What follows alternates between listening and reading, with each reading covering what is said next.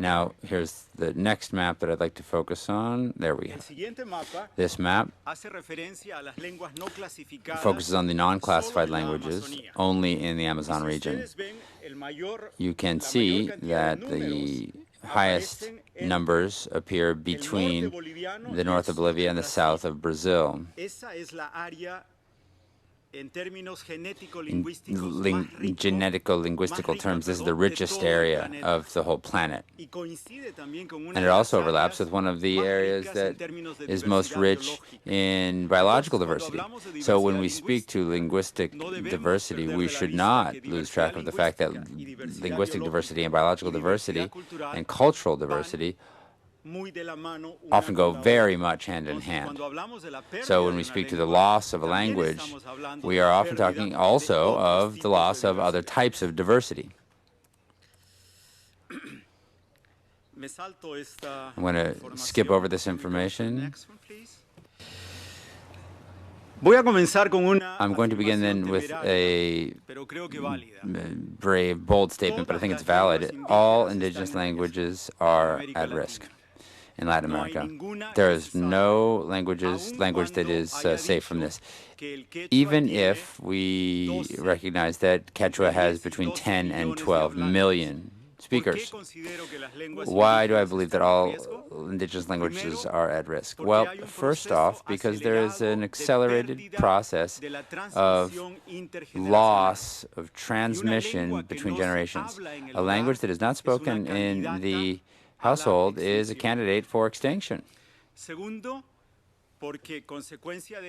Further, as a result of this, the youngest generations move quickly to Portuguese or to Spanish from the indigenous language. Now, third factor, throughout the continent, we have seen processes that have made some of these languages official languages. At the same time, this was really on paper only. There have been no practical steps to reinforce this. The states, yes, have paid lip service to the idea of these languages being official languages, but in practice, nothing has changed. It's really a symbolic recognition and not more. In daily life, things remain the same. At the same time, there's the use of languages in schools.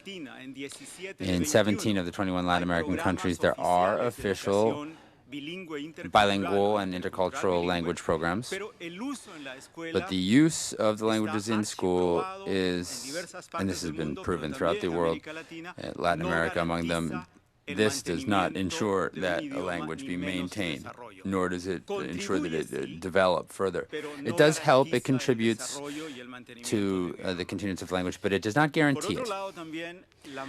Now, further, the majority of the media goes to the hegemonic language, Portuguese or Spanish in our case, with the exception of some radio programs that often, when they exist, are very effective. Now, finally, the Amerindian languages are primarily oral languages. The indigenous languages that have been most affected by this risk of extinction are those spoken by 500 speakers or less. At the same time, I would like to provide some more information on this number of 500 speakers. Due to the ecological or environmental conditions in which these people live, particularly in the Amazon plains, it is not possible to have a linguistic community with so many people. This because the environment really calls for movement throughout a broad territory. So there cannot be societies with more than 100 or 200 members because of these factors.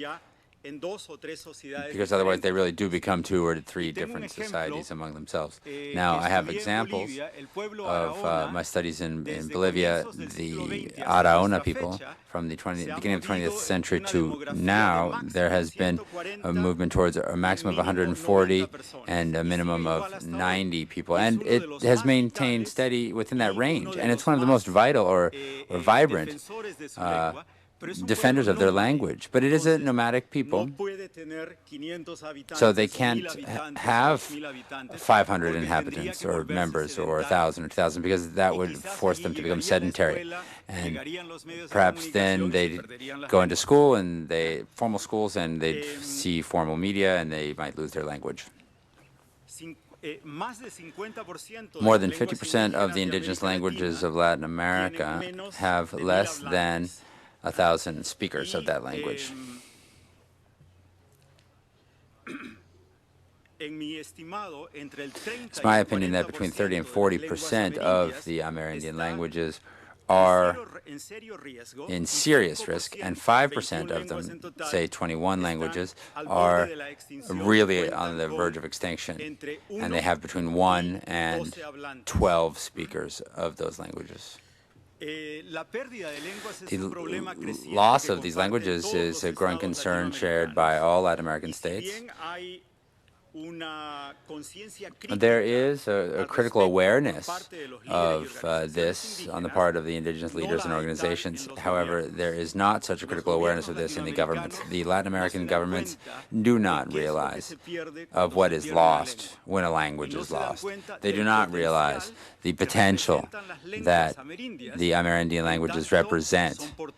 They carry knowledge that has not been written down. It has to do with sustainable management of the environment and stewardship, and in particular of the Amazon forests, the reserve for all of humanity. Can we go through the next one?